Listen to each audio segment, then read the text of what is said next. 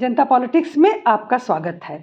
आज हम बात करेंगे सुप्रीम कोर्ट की। सुप्रीम कोर्ट के जजेस का हाल यह है आज की डेट में कि सुप्रीम कोर्ट संसद से ऊपर है जी।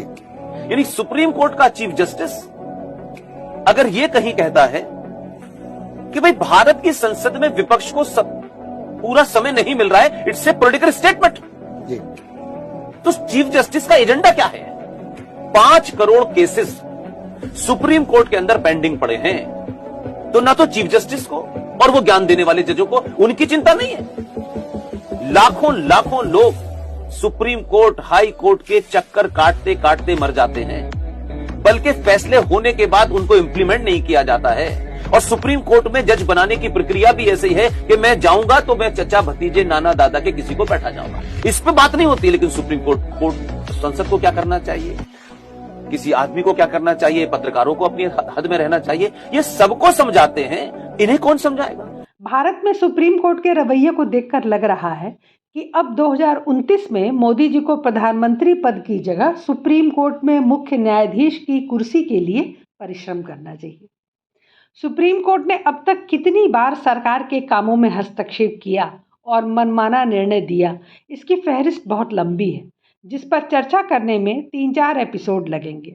इसलिए यहाँ हम सिर्फ पिछले एक हफ्ते के सुप्रीम कोर्ट के निर्णयों की चर्चा करेंगे और समझेंगे कि सुप्रीम कोर्ट न्यायपालिका से ज़्यादा कार्यपालिका में कैसे रुचि रख रही है। 11 मार्च को पूरे देश में सीएए लागू कर दिया गया, जो कि संसद के दोनों सदनों से पास और राष्ट्रपति के द्वारा स्वीकृत होने के बाद लागू किया गया है। इसके बाद केरल की इंडियन यूनियन मुस्लिम लीग ने सीएए के खिलाफ सुप्रीम कोर्ट का दरवाजा खटखटाया। बेशर्मी देखिए कि इस पार्टी का जन्म जिन्ना की मुस्लिम लीग की कोख से हुआ था। ये वही इंडियन यूनियन मुस्लिम लीग है जिसकी मदद से राहुल गांधी वायनाड से चुनाव जीते थे और यह पार्टी इंडिया अलायंस का हिस्सा भी है। सीधी सी बात थी, इस याचिका को खारिज कर देना बनता था, लेकिन सुप्रीम कोर्ट प्रधानमंत्री, राष्ट्रपति और संसद के दोनों सदनों से भी ऊपर सर्वोच्च संस्था है। इसलिए नागरिकता संशोधन कानून के नियमों पर रोक की मांग करने वाली याचिकाओं पर सुप्रीम कोर्ट सुनवाई करने को तैयार हो गया और आज यानी 19 मार्च को कोर्ट में इसकी सुनवाई की जा रही है। इसी को चुल्ल कहते हैं। ऐसा तो है नहीं कि सुप्रीम कोर्ट के जज साहबान को पता ही न हो कि सीएए क्यों और किस बिना पर लागू किया गया है, लेकिन जिन्ना की मुस्लिम लीग फरमान लेकर आए तो उसे खाली हाथ वापस नहीं किया जा सकता। कपिल सिब्बल ने विनती की और कोर्ट ने तुरंत 5000 पेंडिंग केस को दरकिनार करके तत्काल सुनवाई की तारीख निकाल दी। अब देखिए, कोई भरोसा नहीं है कि कुछ उल्टे सीधे फरमान जारी कर दिए जाएं केंद्र सरकार को। वैसे केंद्र सरकार इनकी कम ही सुनती है और इस मामले में तो बिल्कुल ही नहीं सुनेगी, इसलिए संभव है कोई आदेश न पारित करें। इसी तरह धारा 370 हटाए जाने पर भी सुप्रीम कोर्ट सुनवाई करने बैठ गया था। लेकिन सरकार देश हित में कोई भी कानून अगर दोनों सदनों से पास कराकर लागू कर रही है तो उसका मान सुप्रीम कोर्ट को भी रखना चाहिए। इसी तरह दूसरा मामला है चुनाव आयुक्त की नियुक्ति का। इसमें कोर्ट का तर्क आपको जरूर सुनना चाहिए। कोर्ट का कहना था कि मुख्य निर्वाचन आयुक्त की नियुक्ति के लिए परामर्श प्रक्रिया में देश के चीफ जस्टिस ऑफ इंडिया को शामिल करने से निर्वाचन आयोग की स्वतंत्रता सुनिश्चित होगी। अब 2024 में जब लोकसभा चुनाव होने हैं तो इन्हें निर्वाचन आयोग की स्वतंत्रता का ख्याल आ गया। पिछले 72 सालों में कभी ख्याल नहीं आया कि चुनाव आयोग स्वतंत्र है या नहीं है। न्यायालय का कहना था कि केंद्र में कोई भी सत्तारूढ़ दल सत्ता में बने रहना पसंद करता है और मौजूदा व्यवस्था के तहत पद पर एक यस मैन यानी हाँ में हाँ मिलाने वाला व्यक्ति नियुक्त कर सकता है। शीर्ष अदालत कुछ याचिकाओं पर सुनवाई कर रही थी, जिसमें निर्वाचन आयुक्तों और मुख्य निर्वाचन आयुक्त की नियुक्ति के लिए कॉलेजियम जैसी प्रणाली का अनुरोध किया गया है। कॉलेजियम प्रणाली तो मोदी सरकार न्यायपालिका से भी हटाना चाहती है और आप इसे चुनाव आयोग में लाने के लिए सुनवाई कर रहे हैं। अब कोर्ट तय करेगा कि चुनाव कैसे हो, चुनाव अधिकारी कैसे हो, कब चुनाव किया जाए। कौन चुनाव आयुक्त बने? तो फिर सरकार क्या कठपुतली है? देश की जनता ने उसे किस लिए चुना है? अदालत ने कहा कि इसमें इस तरह की नियुक्तियों के लिए प्रक्रिया नहीं दी गई है और इस संबंध में संसद द्वारा एक कानून बनाने की परिकल्पना की गई थी जो पिछले 72 वर्षों में नहीं किया गया है, जिसके कारण केंद्र द्वारा इसका फायदा उठाया जाता रहा है। गजबे है, 72 वर्षों से फायदा उठाया जा रहा है, यह कोर्ट स्वयं कह रहा है, लेकिन जागा तब जब नरेंद्र मोदी का तीसरा टर्म आने वाला है। जब चुनाव सिर पर आ गए तो इन्हें पता चला कि 72 वर्षों से फायदा उठाया जा रहा है। इसके बाद चुनाव आयुक्त की नियुक्ति के लिए कानून बनाने के संदर्भ में भी अपनी राय रख दी। सुप्रीम कोर्ट ने कहा कि सिलेक्शन कमेटी में प्रधानमंत्री, नेता प्रतिपक्ष और चीफ जस्टिस ऑफ इंडिया को होना चाहिए। मतलब सबके चयन प्रक्रिया में चीफ जस्टिस जरूर मौजूद रहें। क्यों भाई? कार्यपालिका और विधायिका के कामों में आपका हस्तक्षेप क्यों रहना चाहिए? फिलहाल ये तो मोदी सरकार है, करेगी वही जो उचित होगा। 72 साल बाद केंद्र सरकार ने 2023 में जो कानून बनाया उसमें सिलेक्शन कमेटी में चीफ जस्टिस को हटाकर उनकी जगह पीएम की ओर से नामित केंद्रीय मंत्री को रखा गया और विपक्ष के नेता को। अब नए बिल को लेकर विपक्ष लगातार सरकार की आलोचना करता रहा कि नए कानून से चुनाव आयोग सरकार की कठपुतली बन जाएगा। विपक्ष ने इस विधेयक को संविधान के मूल ढांचे के खिलाफ बताया। विपक्षी दलों का कहना है कि विधेयक के प्रावधानों के अनुसार आयुक्तों की नियुक्ति में आखिरी फैसला सरकार का होगा। सरकार की तरफ से अपनी पसंद का आयुक्त बनाया जा सकता है। प्रस्तावित समिति में 2 प्रतिनिधि सरकार के होंगे। ऐसे में सरकार जो चाहे वह फैसला कर सकती है। तो पिछले 70 सालों से चुनाव आयुक्त का गठन कौन करता रहा, जिसे हटाकर नरेंद्र मोदी ने खुद को जोड़ दिया है? हमेशा से चुनाव आयुक्त को सरकार ही नियुक्त करती थी। यहाँ तो कम से कम एक विपक्ष का नेता भी मौजूद है। इसके पहले तो वो भी नहीं मौजूद हुआ करता था।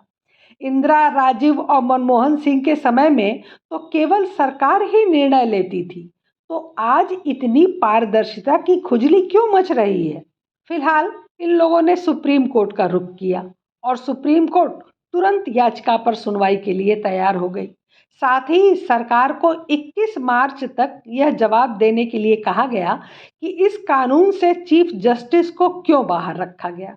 मतलब साफ है कि उनके आदेश की अवहेलना कैसे हुई। इसी बीच आनन फानन में केंद्र सरकार ने श्री ज्ञानेश कुमार और श्री सुखबीर संधू को चुनाव आयुक्त नियुक्त कर दिया। इनका चयन प्रधानमंत्री नरेंद्र मोदी की अध्यक्षता वाले पैनल में किया गया। चुनाव आयोग में 2 रिक्तियां 14 फरवरी को अनूप चंद्र पांडे की सेवानिवृत्ति और अरुण गोयल के अचानक इस्तीफे के बाद उत्पन्न हुई थी। दोनों पदों पर नियुक्त करके चुनाव करवाने का मार्ग प्रशस्त कर दिया गया और 2 ही दिन बाद सभी चुनाव आयुक्तों ने चुनाव की तारीख भी घोषित कर दी। अब विपक्ष फिर रोता गाता सुप्रीम कोर्ट पहुंचा और कहा कि इन नियुक्तियों को तत्काल निरस्त किया जाए। ये पारदर्शी प्रक्रिया से नहीं हुई हैं। फिलहाल सुप्रीम कोर्ट ने चुनाव आयुक्तों की नियुक्ति रद्द करने से तो इनकार कर दिया, लेकिन इस याचिका पर सुनवाई करते हुए जस्टिस संजीव खन्ना, जस्टिस दीपांकर दत्ता और जस्टिस जॉर्ज मसीह की बेंच ने सरकार से कहा, जब मामला कोर्ट में लंबित था तो नियुक्ति क्यों की गई? सरकार को यह 21 मार्च को बताना होगा। मतलब सरकार के हर कदम पर रोज विपक्ष सुप्रीम कोर्ट में दौड़ जाए और कोर्ट हर काम छोड़कर इनकी याचिका पर सुनवाई करने बैठ जाए और जब तक याचिका पर फैसला अटका रहे तब तक देश का हर काम ठप पड़ा रहे। जब पहले से तय है कि मार्च अप्रैल में चुनाव होने हैं तो इस टाल मटोल और नौटंकी का क्या मतलब है? सुप्रीम कोर्ट केवल विपक्ष के लिए देश में नियुक्त किया गया है या आम जनता के लिए भी, जिनकी याचिका 10-10 सालों से धूल फांक रही है? जैसे कुछ बिगड़ैल बच्चे होते हैं ना, जो हर छोटी बड़ी बात पर मम्मी कहकर जमीन पर लौट जाते हैं, वही हाल विपक्षियों का है। हर बात पर बिलबिलाते हुए सुप्रीम कोर्ट पहुंच जाता है और कोर्ट उन्हें गोदी में ले लेता है। सबसे बुरी स्थिति है इलेक्टोरल बॉन्ड्स की। लोकसभा चुनाव 2024 से ठीक पहले सुप्रीम कोर्ट ने अपने एक बड़े फैसले में इलेक्टोरल बॉन्ड को अवैध और असंवैधानिक बताकर रोक लगा दी। इलेक्टोरल बॉन्ड को लेकर पिछले साल 31 अक्टूबर से सुनवाई चल रही थी, जिस पर अब फैसला आ गया है। इसमें चीफ जस्टिस सहित 5 जजों की बेंच ने फैसला दिया है। कोर्ट ने अपने फैसले में कहा कि वोटर्स को यह जानने का हक है कि फंडिंग कहां से आ रही है। इलेक्टोरल बॉन्ड सूचना के अधिकार का उल्लंघन है, जिस कारण कोर्ट ने इसे असंवैधानिक करार दिया है। ठीक है, कोई बात नहीं, लेकिन 2 सवाल उठते हैं। पहला कि केंद्र सरकार ने 29 जनवरी 2018 को इसे लागू किया। 1 वर्ष बाद 2019 के चुनाव में किसी ने उफ तक नहीं की। न कोर्ट को दिक्कत, न विपक्षी दलों को दिक्कत। क्यों भला? फिर 2020, 2021, 2022 और करीब करीब 2023 तक किसी को कोई समस्या नहीं थी। लेकिन 6 साल बाद अचानक 2023 अक्टूबर में समस्या हो गई। याद आ गया कि अरे ये तो पारदर्शी ही नहीं है, इसमें तो सूचना के अधिकार का उल्लंघन है। विपक्षी कोर्ट पहुंचे। जज साहब ने एक बार नहीं पूछा कि 6 साल से कहां थे, बल्कि जज साहब लोगों ने हमेशा की तरह सब काम छोड़कर आनन फानन में सुनवाई की और 2 नवंबर को फैसला सुरक्षित रख लिया। ध्यान दीजिए, 2 नवंबर को फैसला सुरक्षित रखा था कि जब चुनाव की डेट नजदीक आएगी तब इसे सुनाएंगे। 4 महीने तक फैसला सुरक्षित रहा और मार्च में फैसला सुनाने के साथ ऐसी अफरा तफरी मचाई कि स्टेट बैंक को नानी याद आ गई। अभी लाओ डेटा, तुरंत अपलोड करो, 1 दिन के अंदर नाम बताओ, 2 दिन में वेबसाइट पर डालो, रात तक पूरा करो, कल सवेरे कोर्ट में पेश करो। बिल्कुल जैसे इमरजेंसी के आईसीयू वार्ड में पहुंच गया हो बॉन्ड। अब ये सारी गतिविधियां क्या कहती हैं, वो आपको खुद ही समझना होगा, क्योंकि अवमानना की तलवार मैं अपने ऊपर लटकवाना नहीं चाहती। लेकिन सवाल तो उठेंगे कि जब मामला इतना गंभीर था तो 4 महीने तक फैसला सुरक्षित क्यों रखा गया था? चुनाव की तारीख आने पर इसमें तेजी क्यों दिखाई जा रही है? मजे की बात यह भी है कि दूसरे पक्ष के वकील कपिल सिब्बल और प्रशांत भूषण इसमें रोज एक नई याचिका दाखिल कर रहे हैं। स्टेट बैंक ने ये डेटा नहीं दिया, वो डेटा मिसिंग है, 14 मार्च को प्रकाशित किया गया था, उसमें इलेक्टोरल बॉन्ड्स के अल्फा न्यूमेरिक नंबर नहीं है, उसको भी उपलब्ध करवाइए। और सुप्रीम कोर्ट डेली बेसिस पर इसकी सुनवाई कर रहा है और एसबीआई को लताड़ लगा रही है। दुख बस यही होता है कि 10 सालों में सुप्रीम कोर्ट मोदी जी को नहीं जान पाई, वो भी विपक्षियों की तरह एक पार्टी बनकर किसी कमी की तलाश में गड़े मुर्दे उखाड़ रही है, जबकि मोदी जी मुर्दा गाड़ कर रखने में विश्वास नहीं करते, तो परिश्रम व्यर्थ ही जाना है। 1-2 उदाहरण और याद दिला दूं। कुछ दिन पहले नागालैंड में महिला आरक्षण से जुड़े मामले पर सुनवाई के दौरान सुप्रीम कोर्ट ने सवाल उठाया कि राज्य में महिलाओं के लिए आरक्षण क्यों लागू नहीं किया गया। सुप्रीम कोर्ट ने केंद्र से कहा कि आप अन्य राज्य सरकारों के खिलाफ तो कड़ा रुख अपनाते हैं जो आपके प्रति उत्तरदायी नहीं है, लेकिन जिस राज्य में आपकी पार्टी की सरकार होती है वहां आप कुछ नहीं करते, उनके खिलाफ आप कार्रवाई क्यों नहीं करते। उन्होंने यह भी कह दिया कि अगर आप आरक्षण लागू नहीं करते हैं तो हम कर देंगे। इसीलिए तो बार बार पूछती हूँ कि जज साहब चुनाव क्यों नहीं लड़ लेते। कितना हास्यास्पद है यह निर्णय, और कैसी बात कह गए जज साहब लोग कि आप अन्य राज्य सरकारों के खिलाफ तो कड़ा रुख अपनाते हैं जो आपके प्रति उत्तरदायी नहीं है। तो क्या जिन राज्यों में भाजपा की सरकार नहीं है वो राज्य भाजपा के लिए, केंद्र के लिए उत्तरदायी नहीं है? केंद्र के लिए तो सभी राज्यों को उत्तरदायी होना होता है, फिर ऐसी बात कैसे कह गए पता नहीं। यह भी बता दें कि मणिपुर में बिगड़े हालातों पर सुप्रीम कोर्ट के चीफ जस्टिस पहले ही स्वतः संज्ञान लेकर अपराधियों पर कड़ी कार्रवाई करने की बात कह चुके हैं, लेकिन बंगाल के अपराधों और संदेश खाली की याचिका को तुरंत खारिज कर दिया गया। स्वतः संज्ञान तो बहुत दूर की बात है।